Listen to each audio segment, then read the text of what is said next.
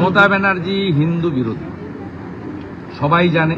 হিন্দু ধর্মকে গন্ধা ধর্ম বলেন, মহাকুম্ভকে মৃত্যুকুম্ভ বলেন, আরএসএস, বজরং দল, বিশ্ব হিন্দু পরিষদ, সনাতনী সংগঠনগুলোকে বলেন জঙ্গি, সন্ত্রাসবাদী। অতএব উনি যে হিন্দু বিরোধী, সনাতন বিরোধী, এটা সবাই জানে, নতুন করে কোনো কারণ নেই।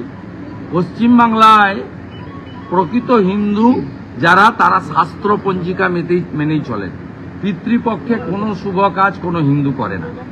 পিতা মাতা যাদের গত হয়েছেন তারা গয়াতে এই সময় পিণ্ডদান করেন। আমাদের শুভপক্ষ শুরু হয় মহালয়া দিয়ে, দেবীর বোধন দিয়ে। আজকে উনি যেটা করছেন এটা হিন্দু ধর্মের অপমান, বরাবরই করে আসেন, প্রকাশ্যে করেন। বিধানসভার ফ্লোরে বলেন মহাকুম্ভ নয় মৃত্যুকুম্ভ, প্রকাশ্যে বলেন হিন্দু ধর্ম নয়, ওটা গন্ধা ধর্ম।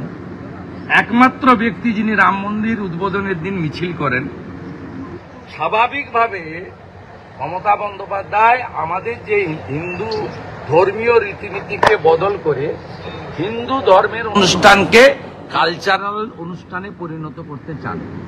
একটাই কথা বলবো, জাগো হিন্দু জাগো।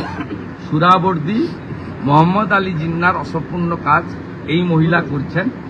হিন্দুরা জোট বেঁধে দলের কথা ভুলে গিয়ে, জাতের কথা ভুলে গিয়ে একজোট হয়ে এখানে এই মুসলিম লীগ 2 সরকারকে পরাস্ত করুন, যাতে 26 সালে এই ধরনের মুখ্যমন্ত্রী না থাকে যে পিতৃপক্ষে গিয়ে কাঁচি নিয়ে ঘুরে বেড়াবেন।